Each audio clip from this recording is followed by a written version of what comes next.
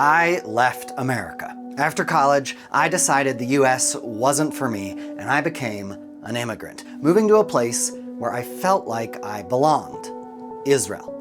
And while I know that many people think I very much do not belong in my new home, I didn't realize just how many people think I also don't belong in the US.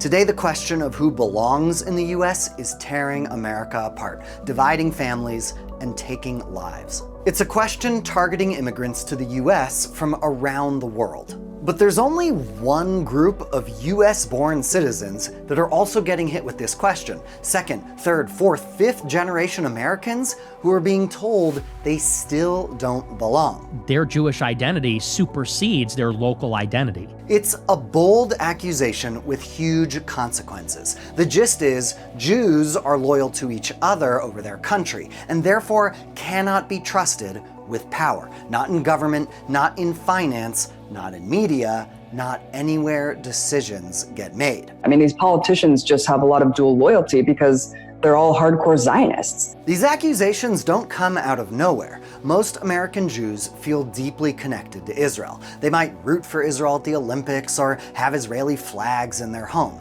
It's common for Jewish high schools in America to sing the Israeli national anthem at school events. And there are some, like me, who will eventually immigrate to Israel, even serve in the military, all while paying US taxes and voting in US elections. At the same time, plenty of Americans support foreign countries, root for their teams, march on the streets on their behalf. And plenty of Americans think about what's best for themselves, their businesses, their community, their family elsewhere before they think about what's best for the US.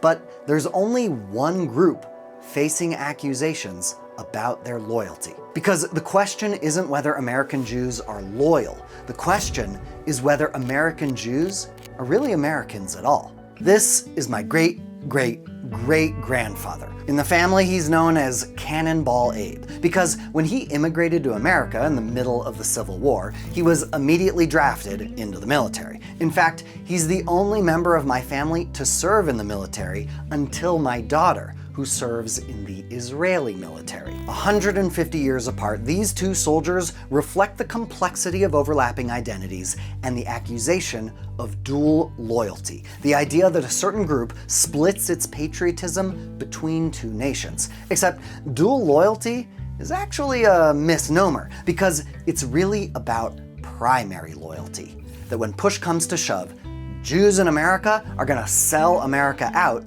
to benefit other Jews. But here's the secret: it's not a new accusation, and that is the whole point. For centuries, Jews in much of Europe were the hated other. They were barred from being full citizens and the first to be suspected when anything went wrong. Financial crisis? Blame the Jews. Epidemic? Blame the Jews. The dual loyalty accusation is the kind of thing Cannonball Abe was trying to get away from when he left Eastern Europe for the US. And that was during one of the better periods for Jews in Europe. In the 18th century, new ideas spread about universal human rights, and the constraints on Jewish communities slowly started to fall away, like in France, where Jews were given full rights as citizens. But a dark thread of suspicion remained. The Jews were really only loyal to each other and not to France. This culminated in the treason trial of a Jewish military officer in 1894. Alfred Dreyfus was accused of handing military secrets to Germany. He was completely innocent of the charges, but he was still convicted in a court of law and, more importantly, in the court of public opinion.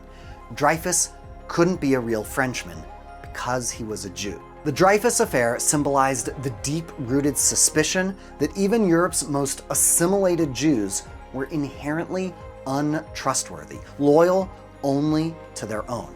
My kids learn about the Dreyfus Affair in school because in many ways it was the spark that ignited modern political Zionism, the spark that led to the creation of the modern Jewish state and its military that my daughter serves in. A Jewish journalist covering the Dreyfus trial saw it for what it was and came to the conclusion that Jews would only be safe from such bigotry in their own independent state. He predicted an upcoming tsunami of hatred for European Jews. he didn't even know the half of it. Just 10 years after the Dreyfus Affair, a fake pamphlet called The Protocols of the Elders of Zion was published in a Russian newspaper and popularized the image of Jews as a secretive network bent on world domination. Dual loyalty by another name. The Third Reich weaponized this idea to annihilate 1/3 of the world's Jews. America wasn't immune to these accusations. Prominent public figures of the early 20th century had long derided Jews as a sinister network controlling global commerce. But the suspicion the Jews were in it for themselves really exploded into public view in America with a 1941 speech by the famous aviator Charles Lindbergh. Lindbergh saw a Nazi takeover in Europe as a foregone conclusion, and he was still determined to keep the US out of the war. At the time, the American Jewish community was aware that Jews in Europe were trapped and suffering, so Jewish advocacy groups organized boycotts of German goods, held anti-Nazi protests, and urged the US to rescue Jews.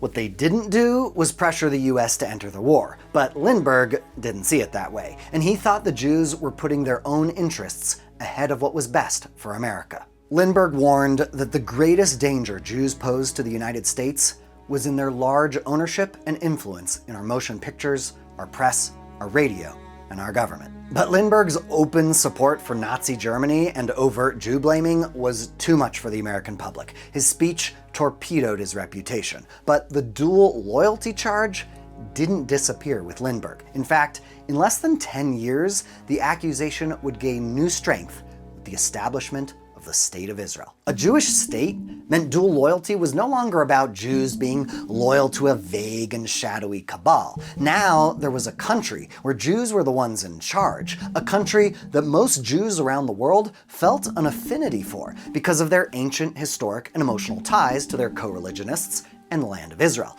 But Jews soon learned that this affinity would be twisted into an accusation that American Jews put Israel's interests ahead of America's, and that when Israel and America clashed, American Jews would always put their loyalty to the Jewish state above their patriotism to Uncle Sam. Now, as it turns out, the same Jewish advocacy groups that Lindbergh had been railing against, that organized Nazi boycotts and worked to rescue Jews from the German inferno, now took up the mantle of promoting a warm US-Israel relationship. But the US wasn't interested in getting involved with the Arab-Israeli conflict, even imposing an arms embargo on the entire region. In the years after Israel was born, the only motivation the US had to help Israel was to counteract the powerful influence of the Soviet Union in the Middle East. But Israel had a unique position as the region's only democracy, and pro-Israel advocates believed that Israel's values aligned with American values, so they kept up the drumbeat of lobbying for the Jewish state. But the Jewish community in America wasn't a monolith. Not all Jews were Zionists at all. It took the horrors of the Shoah to convince some major Jewish groups that Zionism was even important, and these groups were not 100% coordinated with one another. Like the old saying goes, 2 Jews, 3 opinions. And yet, in the 1950s, American officials began to suspect that one of the most prominent Israel advocacy groups, the American Zionist Council, or AZC, was essentially a front for the Israeli government. And they weren't wrong. The AZC's funding did largely come indirectly from the Jewish Agency, which was an arm of the Israeli government. Senator William Fulbright led a Senate investigation into the money trail, and by the 1960s, the AZC was ordered by the American government to register as agents of a foreign government. The AZC eventually disbanded, and here's where it gets tricky. Another group formed in its place, the American Israel Public Affairs Committee, or AIPAC, whose money came instead from private American donors. And even though AIPAC was a different entity to the AZC, it never completely shook off outside suspicion that the Israeli government was involved in its decision-making, or the suspicion that it was in the business of putting Israel's interests ahead of America's. In the 1980s, former Senator William Fulbright, the same guy who originally investigated the AZC's funding, was loudly critical of AIPAC and other Jewish organizations, writing, "Its influence in Congress is pervasive, and I think profoundly harmful to us and ultimately to Israel itself. Fulbright didn't use the words dual loyalty, but he sowed the early seeds of a narrative that the so-called Israel lobby was downright dangerous. And if the Israel lobby was dangerous, what did that say about the lobby's supporters, American Jews? This question came up again in the early 90s when President H.W. Bush wanted to delay loan guarantees to Israel in order to pressure them to advance the peace process. Pro-Israel advocacy groups like AIPAC thought Bush was putting the pressure on the wrong side in the Middle East, so they went to Congress to talk about it. Israel is attempting an end run around the president, appealing directly to Congress to back its request for $10 billion in loan guarantees. And Bush hit back. Well, I heard today there were something like 1,000 lobbyists on the Hill working the other side of the question. We got one lonely little guy down here doing it. That image of one lonely little guy, who was really the most powerful man on earth, bravely standing up to an overwhelming wave of Israel's supporters was a watershed moment. It caused Jewish support for Bush to crater by almost 70%, and it became another point of evidence in the narrative that pro-Israel advocacy groups are part of an all-consuming, all-powerful Israel lobby. Pro-Israel advocates say jump, and American lawmakers say how high, to the detriment of the United States. The moneyed Jewish network that aimed for global domination now wants the most powerful country in the world in its pocket. But this theory assumes that Israel isn't really a worthy ally for the United States. It dismisses the many ties that bind the US with the Jewish state, shared values of democracy, freedom of religion, freedom of speech, values that American Jews prize and are part of the reason they tend to back Israel, not just because Israel is the Jewish state. What this narrative also ignores is the millions of non-Jews, mainly Christians, who also advocate for Israel in Washington, whose opinions and votes matter to the many lawmakers who support Israel. Instead, the target is fixed firmly on the backs of American Jews. It's some serious Charles Lindbergh deja vu, railing against Jews for putting Jewish interests ahead of American interests and putting Americans in danger as a result.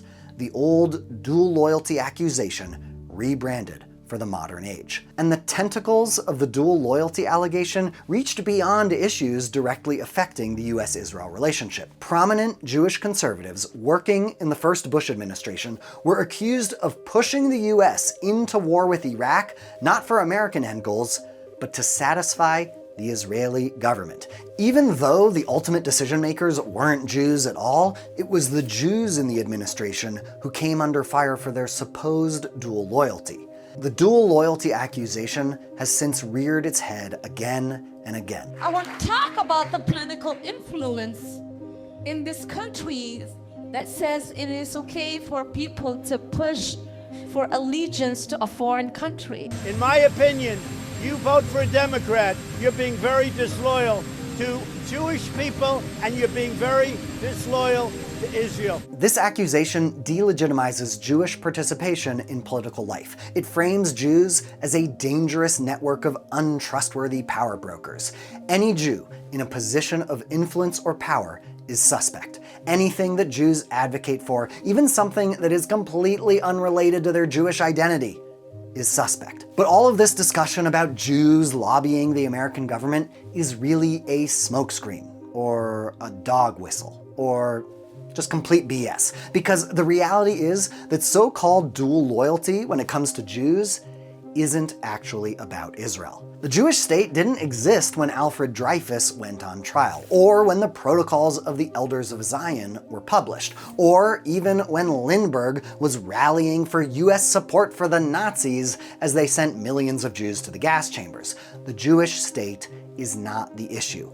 Not all American Jews are aligned with the policies of the State of Israel. Some are among its most vocal critics. In the aftermath of the military confrontation between Israel and Hamas, 2/3 of American Jews were critical of Israel's leadership. Israel is just an excuse. It's the modern, supercharged version of the dual loyalty accusation. Dual loyalty is really about how Jewish communities have been perceived for centuries as the enemy outsiders.